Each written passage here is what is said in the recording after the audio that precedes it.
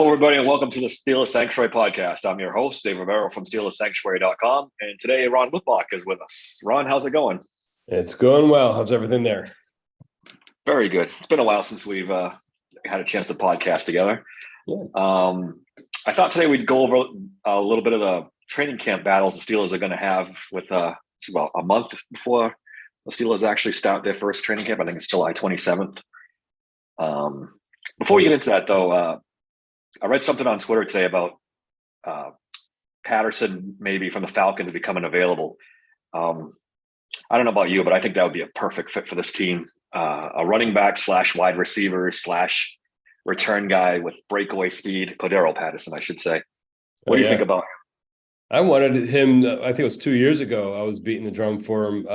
Love to see him. I think he's perfect for the kind of scheme that Canada runs. He loves those guys who can run the jet sweeps and do take small passes and turn them into big gains. So I think it'd be great for the system. I think they have to figure out how to squeeze them into a loaded wide receiver room and how to use them. That's the only sort of drawback to that is it seems like they've already got sort of their set idea of what this wide receiver sort of room's going to look like. So where they squeeze them in would be interesting. Yeah, I mean, that's the problem, right? I mean, between Calvin Austin and everybody else, and Allen Robinson, the slot receiver is kind of crowded, and obviously the outside receivers are. But he can do so much for you. I know it's not likely to happen, but I just feel like that's the missing piece of this offense, right? Someone with a breakaway speed that can make plays on their own and make things happen out there on offense. They need a guy like that. I think they're hoping Austin's that guy because there's really no one else on that offense who fits the bill. I mean, I know some people are sort of dreaming of the Hakeem Butler becoming someone that he has never shown to be in pro ball. I'm one of them, Ron. I'm one of them. I'm hoping that somehow he becomes that guy but hanging your hat on a guy like that, who hasn't done it is kind of a tough call. So, if you can get a guy like Patterson, a good coordinator will find a way to use him right. Yeah, exactly. All right. Let's get into the training camp battles. I know it's a slow time of year for news, but this is something that's going to be pretty interesting going into Steelers training camp. Let's start with the big one first. Dan Moore and Broderick Jones. That's the big battle coming up. I put something on Twitter the other day where I thought I set the over-under on starts for Broderick Jones at about 7. And a lot of people went way over. And I'm not so sure. I mean, he's learning. Broderick Jones is learning a new system. Pat Meyer's system is not an easy system to learn, as evidenced by the offensive lineman last year. And as much of the problems I had with Dan Moore, he's no slouch either. I mean, he's a decent solid left tackle. Yeah. Oh, a fun, spectacular kind of player. Yeah. Yes. So, yeah. I mean, I hear. I think it's probably more than 7, maybe less than or maybe around 12 or so, maybe 10. They're not in a rush, and they've drafted first-round offensive linemen who played easier positions than tackle who haven't started for well after the first game of their rookie year. Fenneke didn't start. Seriously didn't start. So I think there are guys out there, that can hold the fort and more and core 4 until he's ready to roll. And there's no need to rush him, especially with 3 solid pass rushers on that he's gonna have to face the first few weeks. That's not a way to rush a guy in unless you're really confident. Yeah, you don't want to throw him in there against Joey Bosa week 1 and get Kenny Pickett killed before anything even gets started. That's a heck of a way to start. Yeah, Dan Moore had his struggles as a pass protector, but as a run blocker, I mean, you could say he was above average in that category. And we know what the Steelers want to do on offense. They want to run the football. So Dan Moore might have a leg up in that battle. We'll see. And Moore did well against Garrett. I mean, that's one thing. I mean, yes, he did. Garrett didn't, for whatever reason, some guys do well against other guys, even if they're better. And he's held well against Garrett. So, I don't see any reason to rush him. I don't think the Steelers are probably going to feel any reason to rush him. And, we'll see how it plays out. But, he's one of those guys who's in charge of his own fate. He just has to show it. Yep. And like I said, that Pat Meyer system and how he coaches that offensive line, people struggle with it. Yeah.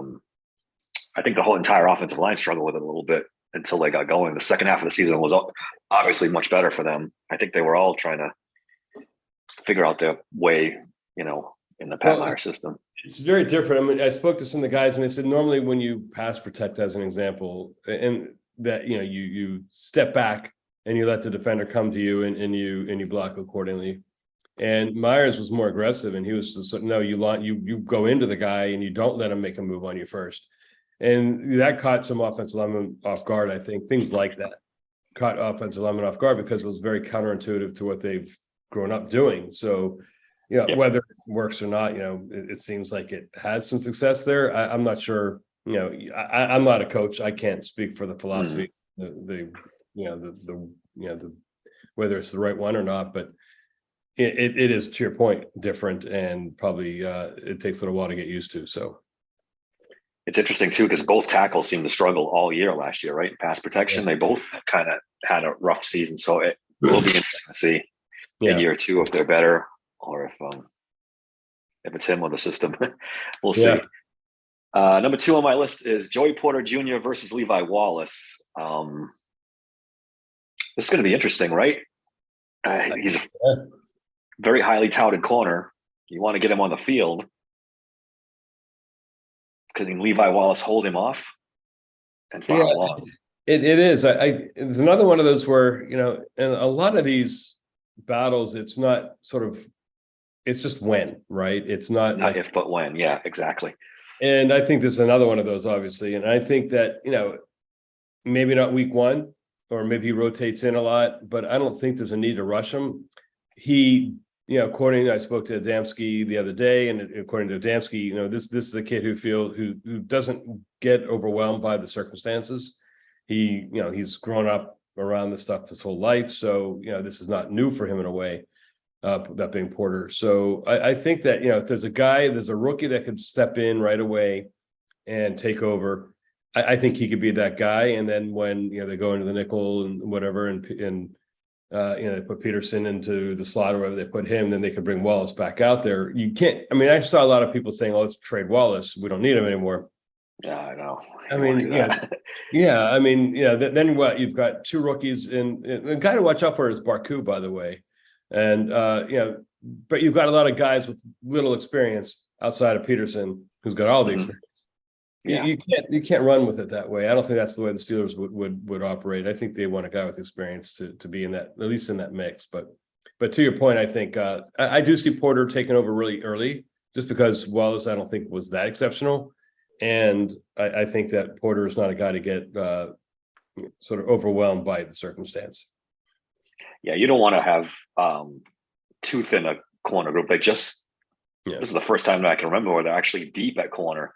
They've already cut Ahkello Witherspoon. You don't want to go trading Levi Wallace and then relying on rookies for the whole season. That would be a huge mistake. I don't see that ever happening. But I'm not a big fan of Levi Wallace, but again, the experience, you need a guy like that at least to start the season. And he's, if nothing else, he's another good mentor guy. And again, watch out for Barku. And he's the guy who has done it all until he sort of checks out. Is sort of the I had a good talk with him the other day. And if he stays focused, if he stays focused, he's as skilled. He technique wise, he's got a little while to go. But he's as skilled as just about any of these guys, any of these corners on this team. And I know it's saying a lot, but I really believe that. He's just not as he's raw, but he's explosive. He's got a lot of the skill sets. And, he's done really well where he's been. He just checks out, and he needs to stay focused. That's been a sort of Achilles heel. And then you've got Corey Trice there too. Yeah. Who, if he were healthy, probably would have been a much higher draft pick. So, like I said, this is good. This is a deep cornerback room, which it's about time. It's been a long time since we can say the Steelers have this much depth at corner. Let's flip over to slot receiver. Allen Robinson seems pretty well entrenched as the starting slot receiver. It'll be interesting to see if Calvin Austin or Hakeem Butler, as we talked about at the top, can push him at all for that starting slot receiver, or if it's just going to be Allen Robinson. I think it's Robinson like 75% of the time, and they'll throw Austin. You got to find a place to play Austin. That's the problem, right? You got 3 wide receivers on top of Austin who are, no pun intended, slotted in certain areas of that offense, not going anywhere. So when you put Austin out there, how do you do that? And it's a good problem to have in a way, but it is a problem they got to resolve, because Austin's got to touch this football a few times a week if they're going to get big plays, or at least be out there enough to stretch the defense. I think he's their only, to your point earlier about Patterson, like he's the only guy that really can threaten the defense. I know Deontay Johnson's got some good moves, but we've got a lot of guys who can make tremendous catches, but not a lot of guys who can really scare a defense on big plays just by breaking tackles and just with their speed. I don't think so. How they do this, I don't know, but I do think you'll see Austin in the slot a little bit and trying to create some mismatches that way. But he can't survive at his size in the slot consistently. So I think it's Robinson and then Austin as they find room for him. Yeah, it's that old problem you have is when you only use them sparingly and put them on the field sparingly, then it's like putting a red light on his helmet, right? Calvin Austin's out here, the ball's going to him. I know you can use him as a decoy, but you want the ball in his hands. That's the whole point. Yeah, so exactly. I don't know. Yeah, that's why I don't love these. I don't love when they bring people in and out, depending on, I like guys who are out there consistently. I don't like guys who are good in certain plays and not in other plays, because you're right. It just, first of all, it also creates problems with gelling with your quarterback, because, a lot of the stuff, it's timing. And if the guy's like a situational player who's relying on another player to make him good, like at a wide receiver position, that's tough. It's one thing if you're an outside linebacker and you're on your own, you can bring him in at any time as a pass rush specialist, but as a gimmick specialist on offense, that's a whole different ballgame. Yeah. I'm not a big fan of it. It's one of the many flaws. Well, I call them flaws on this offensive philosophy that they have going for this season, where it's, pound the ball. We're going to be 1980s. I keep bringing this up. I don't want to be a broken record, but I am worried about the direction of this offense and how it's going to fly in 2023. I know everyone's all excited. We're going to, Steelers, Mike Tomlin talking about, we're going to pound the ball. We're going to play, 80s football. I don't know if that works in this day and age. I mean, teams score too quickly. That's a lot of pressure on the defense. And on the last pod, I was talking to Tony about it. This puts a lot of pressure on Kenny Pickett, because if they fall behind, it's all on him. And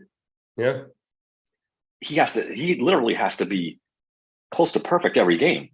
He has to be good in the red zone, because they're not going to get a lot of opportunities, and he has to cash in on those opportunities. So the whole thing scares me a little bit. It's counter, and I get the swerve left and everyone else goes right to stay ahead of the curve thing, but there is a reason why everyone's going the other direction. And I think what worries me is the amount of reliance that this puts on the defense, more than so on the offense, right? I'm less concerned about the offense. I think the offense will move the ball. It'll score 24 points a game, roughly, give or take some.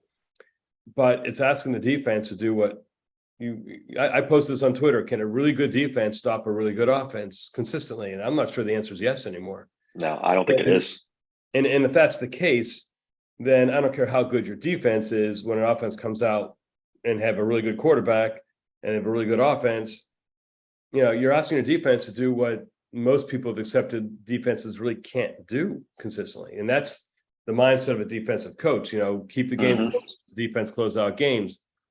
Yeah, but that's the opposite of the direction of the NFL right now. So I agree with you. It's concerning, because you can't run up a big enough lead with this kind of offense to let your defense really just pin its ears back and go after the quarterback. That's not going to happen a lot. And that's what needs to happen to make this kind of process work on the way that they're designing it now. So I'm concerned about defense letting up. I'm concerned about a lot of late leads lost in on a team like this. Yeah, that's a good point. That's a very good point. All right, let's switch to this one. Interests me a little bit. The tight end / fullback. I kind of group these together because I think they're kind of connected. it's Connor Hayward, Zach Gentry, and Monty Ponnebaum, I guess, is the candidate for fullback. If they carry a true fullback, and it's hard to see this team not, right? Because their whole philosophy on offense, I think they're going to want a true fullback. So that may or may not leave only, one spot between Zach Gentry and Connor Hayward. And that might leave Zach Gentry on the outside looking in, because we know they love Hayward and his flexibility. So I don't see a fullback on this offense. I see it on the practice squad in maybe 1 or 2 games where they really, really want to pound the ball, where they've got a specific strategy in mind, then bring Ponnebaum in for that. But I don't see a true fullback on this offense. I see, with Washington there, with Freiermuth there, with Hayward there, maybe even with Gentry, keeping all 4 of those guys. And I kind of see that's the route that they'll go, because I think they think Hayward can block well enough at the fullback position. I don't know. I don't see Potterbaum getting more than a few hats over the season at best, if he even makes the squad. And I see the rest of it being really tight end driven, sort of a hybrid tight end fullback on occasion when they want that with Hayward. And maybe Gentry is the practice squad guy more often than not too. I don't know, but I just don't see. I don't see a fullback on this roster. It's just they've always had one, right? They've had a fullback on the roster as long as I can remember, and I know that obviously that position's kind of been phased out of the league for the most part. I mean, some teams still, like the 49ers, use it, but I find it. I'll be surprised if they don't have a fullback. We'll see. I think Hayward's going to be your fullback. I really do think that's the guy that's going to. And I'm not suggesting he's a Derek Watt in capability. In terms of blocking, not at all. Heck, how many times they use Watt, right? I mean, as a fullback. Yeah, it's true. I mean, they used him a little bit more last year, right? He got a couple first downs for them, quite a few actually.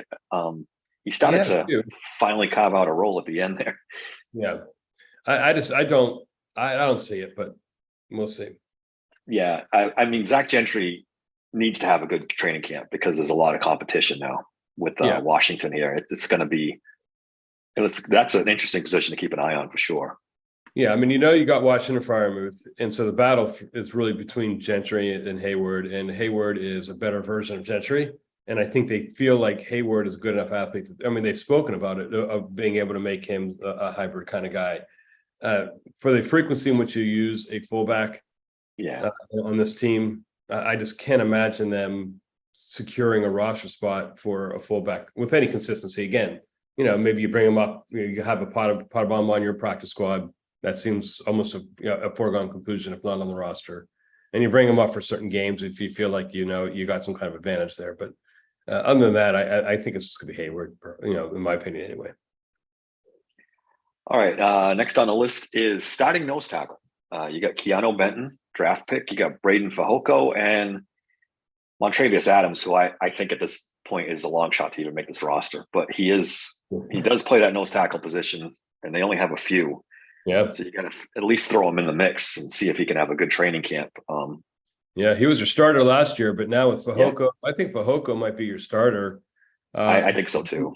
I mean, the knock on Benton was, even in the scouting reports, that he wasn't really great at taking on multiple. He's a big dude, but he's not like nose tackle big traditionally. If he's gonna be a nose tackle, it's gonna be like a Hargrave nose tackle. It's not gonna be like your traditional nose tackle kind of guy. So so I'm thinking Fehoko is gonna be your guy, and then maybe Adams sticks around, but they're gonna have to see what Benton can do at nose tackle. But he struggled in college at playing a pure nose tackle, and I'm not sure if he can do that just due to his size and the way he plays the game. We'll have to see. They've been raving about him, and so far in the mini camps and stuff, he's been really one of the more popular names. Yeah. Even Larry Ogunjobi mentioned him. Without even being asked about it. Like, they asked who's impressed you the most, and he brought up Benton. So it'll be interesting. Yeah. I think it's gonna be a terrific sort of he's gonna be a guy like Hargrave was, but maybe more as an end ultimately in that rotation. And he could rotate, as a guy who could probably back up at nose tackle, but from what I've read, I'm not saying much, but from what I've read, he's not a pure nose tackle that's going to consistently clog up that interior of the line. He's more of a penetrator than a block, occupier, for lack of a better way to say it. Yeah, I don't think he's a traditional like nose. He's not. I don't even think he was 300 pounds, right? He was like 290. I think it's like 305 or something, but yeah, he's not, not one of those 320, pluggers. Right. Yeah, it'll be interesting. The defensive line's interesting overall. On like a side note, it's like with all these new names, does the player like Loudermilk make the team? There's another guy that Watts kind of there, forgotten. Yeah, I mean, there's and where does Leal even really fit? Yeah, that's another one. There's a lot of names they've thrown out at that position, and they've signed Watts, they signed Fehoko, they still got Adams. Ogunjobi was re-signed. I mean, they've got enough bodies to throw at that line to create two decent defensive lines there. So, following that Eagles format, right? But not quite true. Not quite as solid. Not the talent level quite, but right. The Ogunjobi, Hayward, and Benton. That's a hell of a trio, and then you put Leal in there. Formidable. Yeah, that could be a formidable defensive, especially against the on passing downs if they decide to use the three, which they haven't lately, right? They've gone to two down linemen and the two outside linebackers, but it's good to have depth, and it's good to have a young guy like Benton. It's good to have options too. So I mean, and they got Leal throw in there. Watts Watts had like 7 sacks, I think, 2 years ago or something like that. Watts he's got like some slug there, I was excited about Watts when they signed him. I mean, it's not like a game-changing name, but that's a solid rotational guy to have. Yeah. So I would be looking over my shoulder if I was Isaiah Loudermilk. I don't know if he makes this roster, and they traded up to get him. I know it was a 5th round, but still they had targeted him as a player they liked, and he took a step back last season. Yeah, I'm not sure what happened. He didn't even play much last year. He got sort of demoted, really. So yeah, I'd be surprised if he makes the roster too, barring injury. And they brought so many new faces in. It's gonna be a tough road for him to make the roster. Next one was strong safety. I think Keanu Neal has a pretty good hold on it, but is it out of the question to think Damontae Kazee could be the starting strong safety on this team? I think it's Kazee. You think it's Kazee? And then Neal in on your third down, your nickel packages, because he's the guy you want in there to stop the run, right? He's that bigger. I don't think Neal's a great deep defender. No, he's not. Good he's more traditional. Yeah. I mean, people had mentioned him as a linebacker possibly before they signed the name escapes me, Kwiatkowski there, Kwiatkowski, and then the pronunciation is going to get me. Any little practice with him. He's any more than a backup anyway. I don't think he was never exceptional in coverage either. I think Neal's that guy. I think Neal's your hybrid. He's your Mark Barron, your run the list, right? He's that guy. I think hopefully a better version, but he's decent in coverage and he's out against the run. He can do it all, and he's also a good backup in case there is injury at safety. So I think he's your guy. I really do. I think Kazee is your starter, who's the playmaker, who's got to be the guy who, is out there in traditional packages. Yeah, he's not the quote unquote traditional strong safety. He's a little smaller. He's not really the run stuffing. I mean, he's a very good tackler, but So I think we're going to see a little combination of both. This isn't as much a battle as to see where they line them up and how they use both of them, because it's going to be interesting. This and the next one I'm going to bring up, slot corner, is going to be a whole That's going to be a mess thing to watch, because we have no idea I don't even know if the Steelers know what the plan is, if they're just throwing bodies at this. It could be remember when they brought Mark Robinson in to play the Ravens and he started against the Ravens? I think they're going to do a lot of that kind of thing with these guys, like to specialization type. Against the Ravens, maybe Neal's your starter, right? Because they're so heavily run based that maybe Neal's that guy for that game. But Kazee is your traditional starter. I think they're really getting into specialization more and more. I have mixed feelings about that kind of stuff, because it doesn't give your team a chance, just like I said before, to gel. It lends more to mistakes when you guys aren't on the field, every play. But I think that's how they're leaning. I think they're really leaning towards specialization, and against team A, it's this lineup, against team B, it's this lineup, and et cetera. Yeah, you're right. It does seem like, especially on defense, that's the way it's going to be. And to bring up the slot corner, it's right now it's true slots is Chandon Sullivan and Duke Dawson, right? And then maybe Look at Elijah Riley. They like Riley. And Elijah Riley too. Yes. Yeah. Yep. And then maybe Patrick Peterson as this is the one that makes the most sense to me, as starting Patrick Peterson on the outside on traditional downs. And then if teams go to multiple wide receivers, sliding him inside, right, and bringing in Joey Porter Jr. to play outside. Or Wallace, whoever ends up starting. Yeah. Exactly. I think that's what they're leaning towards right now, unless someone really shines there. They Riley seems to be looking good, but it's not in pads or anything. And they brought in Chandon Sullivan to play in there, but he's a mixed bag. So I don't know what they've got there. I don't think they know what they've got there. It seems like at a few of these positions, they just are throwing a lot of bodies there and seeing like who's the last man standing. But I don't know. Exactly. It's not like they're bringing in a lot of top talent at the slot position. I think, and that's why I think it's going to end up filtering down to your point of Peterson playing in there, and then having the boundary corners be a little bit more flexible with the guys like Porter and Tice and Barku and Wallace. Yep. Sort of fighting over who gets that spot. I remember Omar Khan mentioning Duke Dawson by name when asked about that, and that was kind of surprising to me. I don't know if they're higher on Duke Dawson than we think they are, because that was kind of strange to me. It was kind of unprompted. Yeah. Now they were talking about, I think, Sullivan versus Peterson, and he said, "Don't forget, Duke Dawson too." And so that might be a name to keep an eye on as we hit training camp. Dawson was a high, if I remember, he was somewhat of a high draft pick. So I want to say third round pick. Yeah, he was not without when so maybe he is a guy that can step in, but it would be really helpful if they didn't have to move Peterson down and they had someone they can consistently rely on. Yeah. But maybe it doesn't matter. Maybe, I mean, if at the end of the day, if Porter's truly ready and he's truly the guy, then they've got all the flexibility they kind of need anyway, right? So does it matter if it's Peterson or Dawson or anyone in there, as long as it almost doesn't matter if they're good, right? You're not taking Peterson off of a essential place to fix another issue if you've got someone to replace him that's in Wallace that are really effective. So that's the thing for me, is like, if you got enough depth at the boundary, then when you move a guy into the slot, you're not really suffering. That's the problem they had when they moved Sutton into the slot, was they didn't have another guy to replace him on the boundary. Yeah. That was really quality.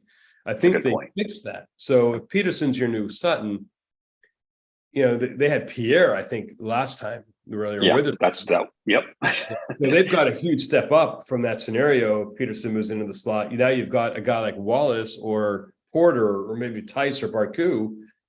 Those are step ups from what they had before. I don't think Pierre 100% roster. So I think 100%.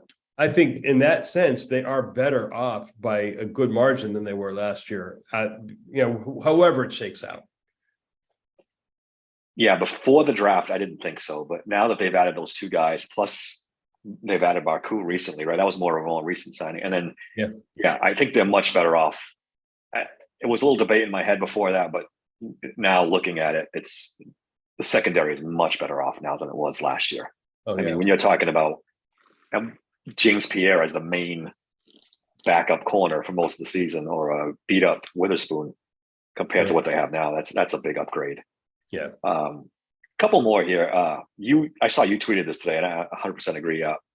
Presley Harvin versus Braden Mann is an all-out competition, I think, with no clear leader. I think they've had it with Presley Harvin finally. Yeah. After a couple bad seasons, and they've given this kid a pass. I know he had that tragedy in the middle of last year, but he's been bad pretty much since he got here. Yeah. Inconsistent, probably a better word than bad. Yeah. And when you talk to special teams coaches and players, the one word they use mostly when they talk about performance is consistency. Mm-hmm. And that's the one. And Harvin's frustrating because he'll tease a couple of really great punts, and you think, okay, he's here, and then then there's a 20-yard whatever, or Yeah. one that goes in the end zone from the 45, right? He's not consistent, and I think we'll have to see what you get with Man, but if he's consistent, he's going to be cheaper too. I think that's a consideration. Absolutely, I think there's a real contest there, and there's a decent amount of lost yardage, as they like to call it, with Harbin, that I think they would love to get back with a guy like Man, hopefully. 100%. Yeah, I think Presley Harvin's punting for his roster spot this year for sure. Yeah, it's like I said, it's just the inconsistency. He has the talent. There's no doubt he can kick the ball out of the stadium and all that. But I don't know how many times you're watching a game and he just shanks one, and it's at the worst possible time. A lot of the times, I don't know if it's a mental thing with Presley Harvin or what it is, but it obviously needs to be fixed. It's frustrating because it happens, like you said, at some key times, and for a team that doesn't score a ton of points, those yards mean a lot. Exactly. That becomes even more important in the punting game. Yeah. I didn't realize the Steelers were this unhappy with Christian Kuntz, but it seems like they are, because they spent a lot of time this offseason trying out long snappers, right? And then they finally signed one. They spent a significant amount of time searching for a long snapper to come in here. I didn't notice. Maybe there's intricacies that happen in the game that you don't notice as someone just watching it, but it's you're right. They put like some really focused time on long snapping, and for there weren't any bad snaps that I can recall, or maybe one. So, I'm surprised at that too, but I guess if you can upgrade any position, you upgrade any position, and we'll see what happens with it. But you think, especially he's a local guy, they must really have concerns if they're focusing this much on replacing a guy that's a local guy that thought was performing well, but clearly they've got concerns. I know. I had heard Alex Kozora bring up that he had a lot of high snap slash. I didn't recall. I guess maybe I wasn't paying enough attention, but and he thought that might have contributed to some of Chris Boswell's struggles last year. So maybe I plead ignorance a little bit. I wasn't really paying that close attention to it, but the one Steelers thing are I clearly heard not happy.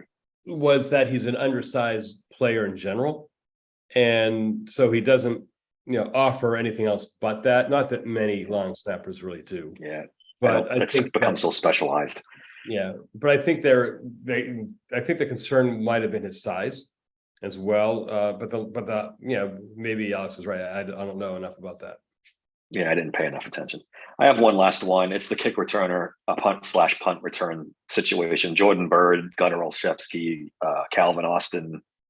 Who wins the kick and punt return on this team? None of them stand out. Well, the problem with guys like Byrd and even Olszewski is that they've got to make the roster, right? They've got to have a function.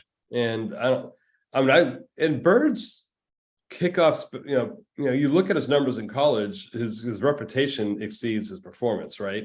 I like Byrd, and he was a fun guy to talk to and all, but I'm not seeing, I didn't see a lot of his college performance shine just in terms of numbers. Now maybe I'm not seeing enough on his tape or something, right? But I didn't test all that well either. He wasn't overly fast either. No, right. Yeah, right. He's quick. He's a little bit like Antoine Randall, quick, not fast. It's got that kind of, but he doesn't have the numbers to support this theory that he's a great returner. Austin hasn't returned much in 2 years, right? So, and he's also small, so the injury factor is a little scary there with Austin being the returner.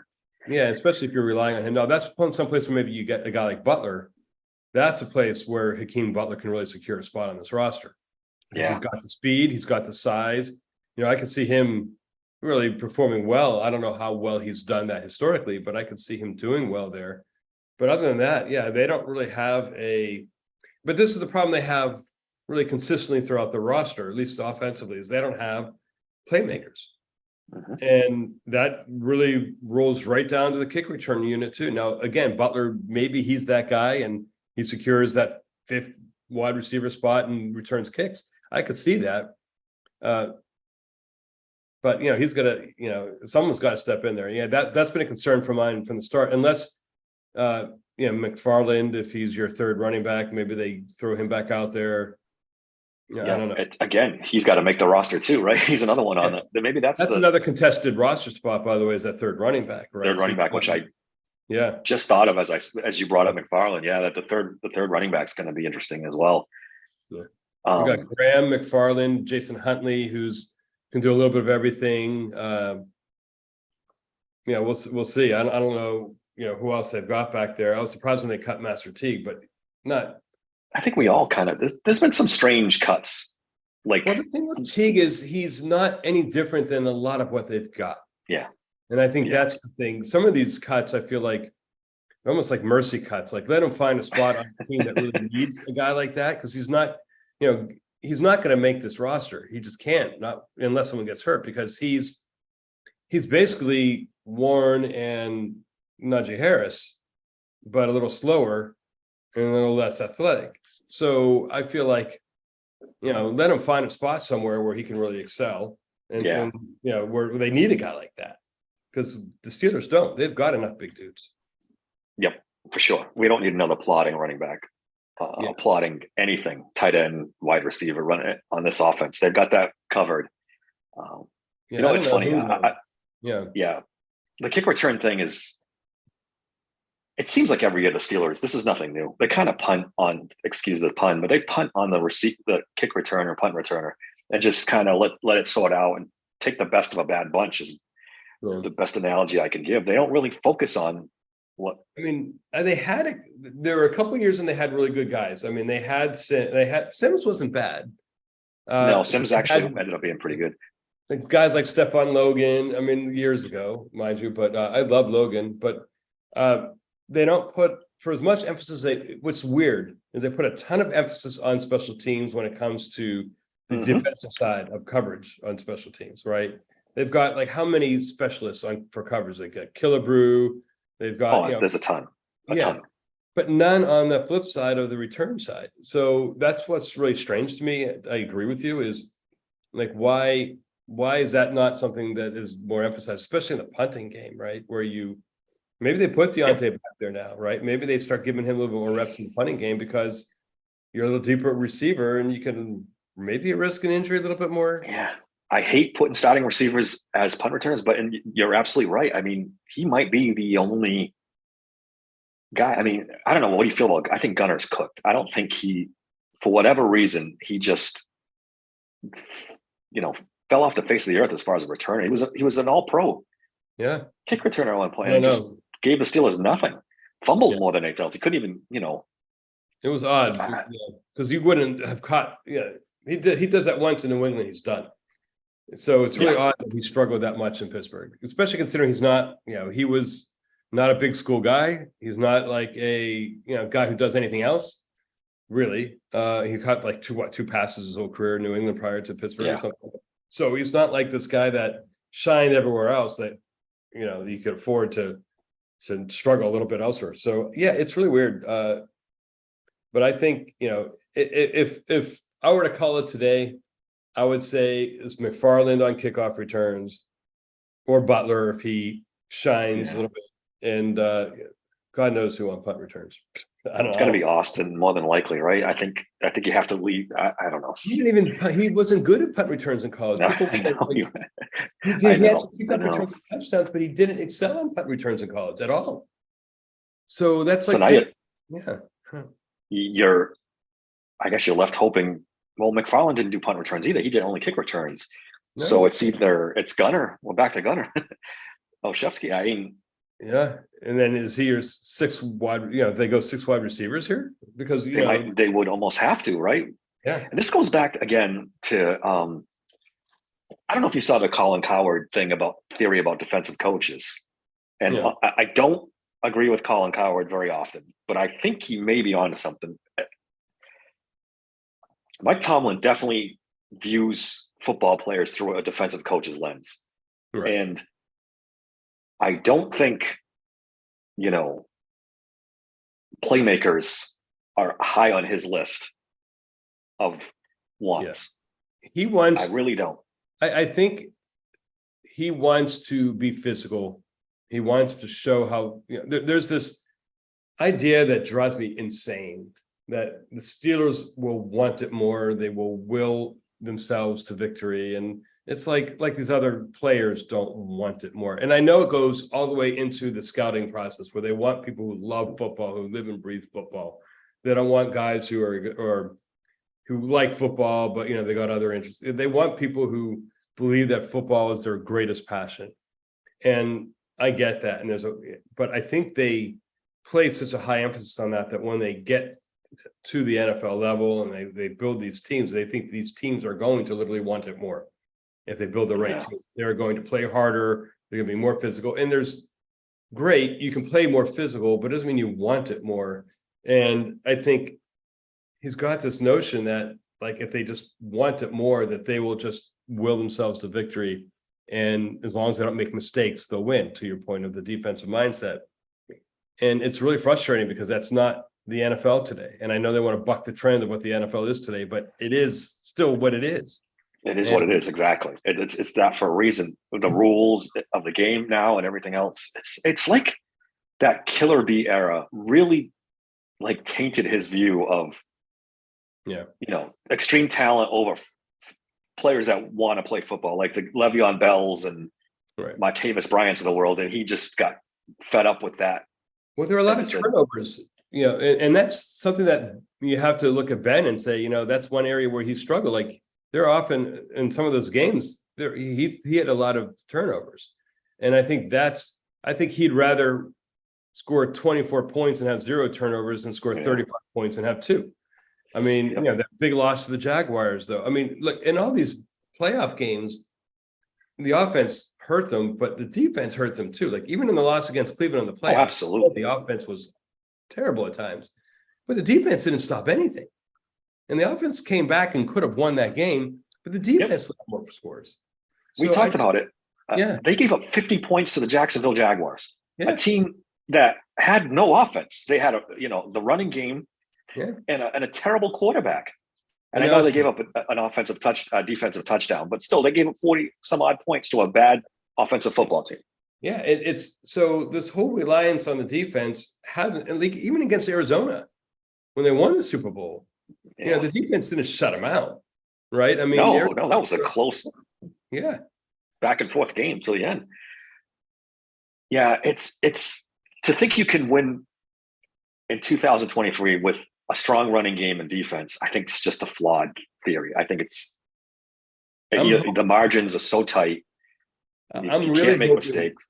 That they are leaning in the running game that they will, not that this is the mindset necessarily, but what will happen is that they will lean so heavily into the running game that will in fact open up big plays in the passing game through play action or what have you.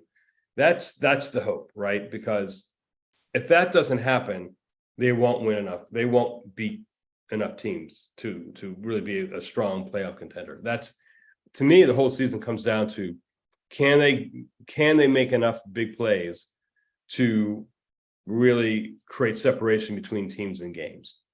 Because they 100%. Can't do that. I just think this idea that the defense is going to shut down Patrick Mahomes or some of these other, it's impossible. Yeah. It's impossible. I mean, on a one-off, you might get lucky if they have an off day. Yeah. But to win, 3 playoff games and a Super Bowl, that's not going to happen. No, it's just not going to happen. I agree. And that's what worries me. And what worries me is that they will have a little bit of early success and then they will double down on that. But I mean, to be fair, if they have early success, they're doing it against some good teams. So yeah, we'll see. But they've got to find a way to get that ball downfield because they're not going to win a lot of 24-20 type ball games. It's just, or 20-17 type games. Yes, exactly. The hope is that maybe Kenny Pickett, that YOLO fourth quarter Kenny Pickett we saw a couple times, like against the Raiders and against the Ravens, where he just takes over.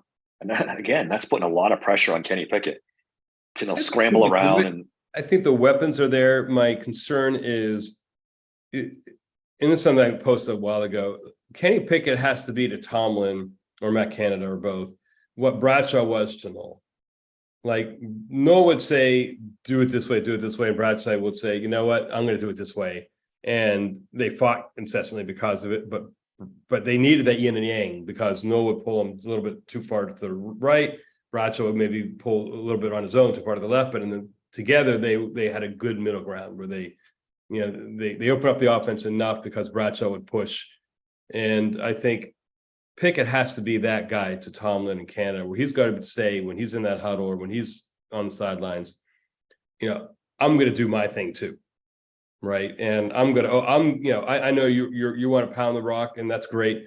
But, at some point, Pickett's going to have the leadership and the confidence to be able to push back against the staff enough to say, I'm calling an audible on this one and I'm going deep. Right. Ben might have done it too much, but I think, Pickett's got to have that confidence and that freedom to be able to push back enough so that he can enable those big plays to happen. That's what I think needs to happen personally. That's a great analogy of the Bradshaw and Knoll thing. And it makes you think to yourself, is Kenny Pickett that guy? Can he do it? I mean, it's tough to tell Mike Tomlin, yeah, I'm going to throw, but then again, I'm sure it was tough to tell Chuck Knoll, probably tougher, and I'm going to do it my way, because that was a different era of football. You didn't, do your own thing back then. So right. Yeah, that's it's going to come down to Kenny Pickett pushing back. And maybe Ben even power too, right? I mean, yeah. So I think, it's, you don't want a coach who's going to say, quarterback, go do whatever you want to do. But you don't want a quarterback to say, I'm just going to do whatever the coach tells me to do, right? There's got to be that push and pull. And I think Pickett's got a little bit of swagger from what you hear. And I think, as year too early for him to display that to his coaches. I spoke to probably, but I'm trying to remember who I spoke to. Who spoke about the hardest thing about being a quarterback in the NFL is just this. It's that leadership component. It's not it's not technique. It's not knowing the playbook. It's being able to navigate all this kind of stuff. It's probably harder than ever, right? Because the wide receivers now, they're all, it seems like they're it's a requirement to be a diva, to be a wide receiver in this league. I mean, Buffalo's going through it right now. Yeah. With their quarterback. And so, it's tough to get the respect and keep it and keep, even Ben went through it with AB towards the end. It's just, it's really tough. It really is. And then, the only other thing is, does Matt Canada push back a little bit? Because supposedly some of this conservativeness is being pushed upon him from what he says, or what he kind of intimated anyway in his interview. I think it was with Kaboli, right? That they said, look, his quote was, this is the organization's plan from the top, from the owner to the head coach to me, and this is the way they want to play football. So maybe Matt Canada does a little YOLO and starts opening up. Who knows? Yeah, I mean, he's in his last year of his contract. If it's not going well early, there is a little bit of that "what do you got to lose" kind of mindset, right? Mm-hmm. Maybe, but you install an offense now, right? So it's kind of hard to go change that week 3, 4 and do it well. So I would love to be like a fly on the wall with the dynamic between Matt Canada and Mike Tomlin to see if there is actually a little friction, a pushback, or we'll never know the truth about this whole Matt Canada era. If this is, once Ben retired, if this was Mike Tomlin pushing this through, where I think Canada will say something about it. The Canada's not. You might be right, actually. Does not seem to be one that is good with holding back word. That's like Adamski really. I asked him about Canada's comment on the offense, and what Adamski said was, Canada knows better to say it the way he said it. So he should be smarter than that, right? The offense is there's no mystery from 2 years ago, I'm paraphrasing Adamski here, of what this offense was going to be. They invest in the line, they invest in a running back, they drafted guys that, this is all about the run game. So no one was surprising anyone with their approach. No one was, tricking anyone here. But on the flip side, it doesn't mean that that's all you have to be, right? You could still use that to make, to make big plays happen. You can still play action. we'll see more this year. There's the excuses are all gone. Pickett's in his second year. They've got the weapons. So, all the excuses are done. So this will be a real telltale season for this offense. I think barring a miracle, this is Matt Canada's last year. I've piled on him, and then the more I think about it, the more I think that a little bit of this is being forced on him. But regardless, I don't think, especially now that, like you said, he's pushing back a little bit, I don't think this is going to be a good fit. And then the question becomes, who's the next guy, and where does he take the offense from there? It's Mike Tomlin's doing the hiring, so I mean, I really thought when they hired Canada, it was like, oh, this is young, innovative guy who's going to bring in. We all did. Concepts. We all did. It didn't really happen, right? I mean, it was just more like, it was like a lot of flash, but no substance. It was a lot of motion and, a lot more movement, but nothing behind it. And I think that maybe work in college when you got guys who don't really know enough about the game to understand what's happening and to know the cues. But in the NFL, just putting a guy in motion is not enough. Yeah, that's not going to work. So the question I'll want to know is this a muted Matt Canada offense because of Mike Tomlin, or is it just Matt Canada's not a very good coordinator? I think it's a really good. I think it probably works really well in college. I'm not sure. I think NFL players are too wise to let a little bit of that flash fool them on defense, and in college also you could take advantage of one or two big mismatches, right? Where you don't, if you have a really great wide receiver and a really great quarterback in college, you're gonna make a bowl game. I mean, that's almost all you need. Yeah. But again, the NFL is different. So I think, I think it just takes more to succeed than he has built into the program. And hopefully this year he's got more freedom to do that with a quarterback who's not a rookie, more offensive weapons, better offensive line. Like I said, all the excuses are gone. It's just a matter of whether Pickett can deliver and whether his offense is open enough to allow for these big plays to happen.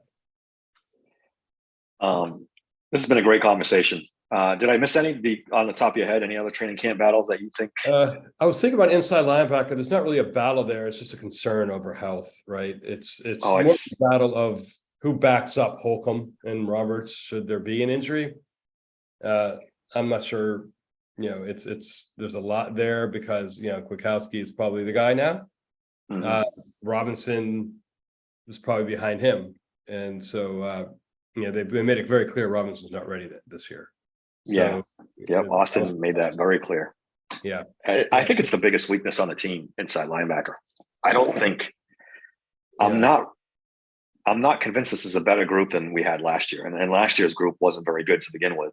I think it's better because I think there's more passion in it than I just don't think Bush showed a lot of that, and I think there's more heart in that position, and I think that means a lot for a position like this where it's all about diving into the trenches and doing that kind of thing. The biggest concern for me is less about talent than about Holcomb's health.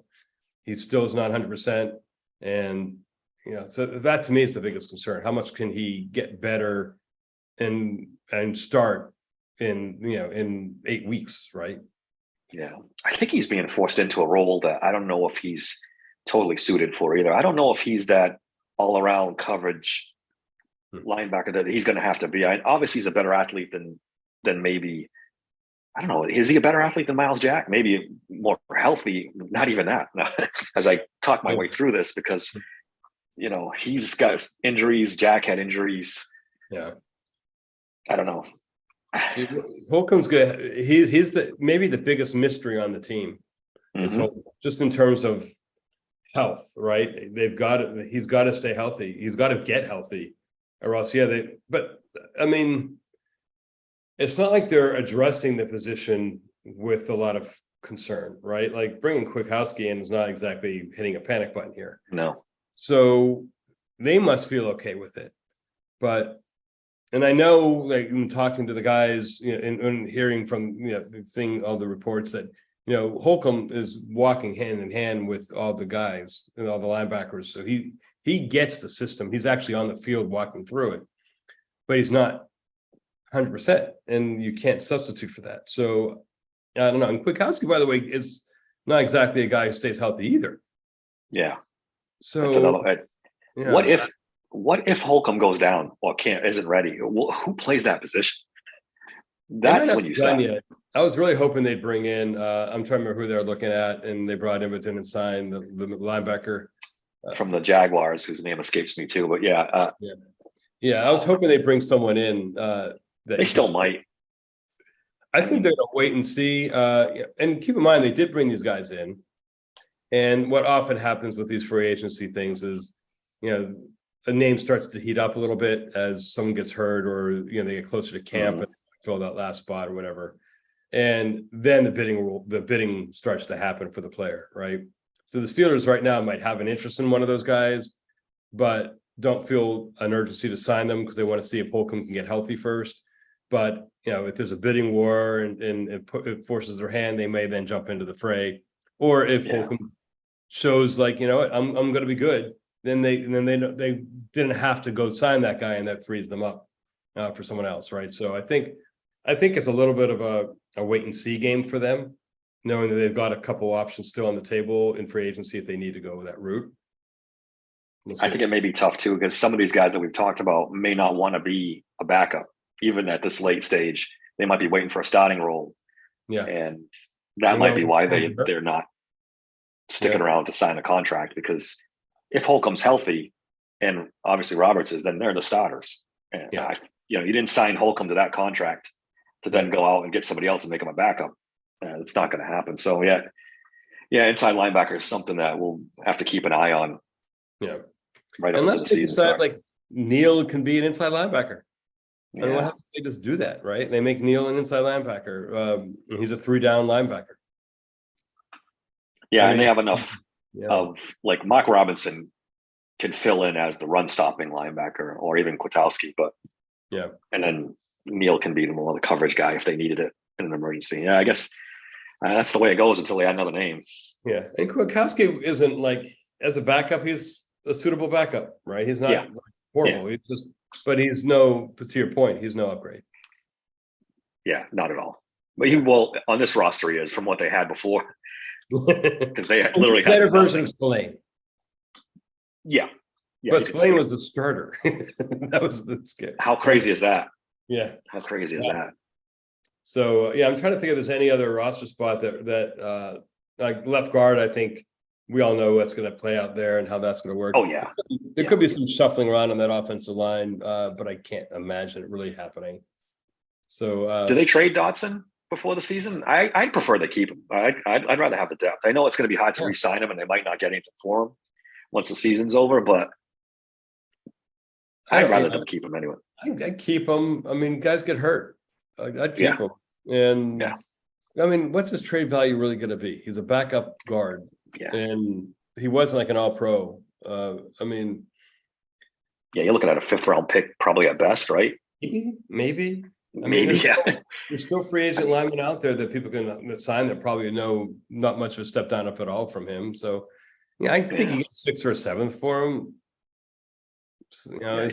In that case, you just keep him. Right. That's not even worth it. All right. Ron, thanks a lot for coming on. I appreciate it. This is kind of a slow time of year, but we figured out some stuff to talk about. This was a good conversation. Any other recent interviews you want to plug here? Spoke to Luke Barku and Cody White, so you'll see those come up soon. Cody's was a very short interview, but Luke Barku's interview was really interesting. I'll be definitely interested in that one for sure. So that'll come out early next week. Spoke to Lynn Molyneux, who just retired, and so that was kind of a fun interview, just speaking to her. That's up now. That just went up today. So I saw that. So a few to watch out for. All right. Thanks a lot. And all right. Thanks for listening to Steelers Sanctuary Podcast. All right. Take care, Dave.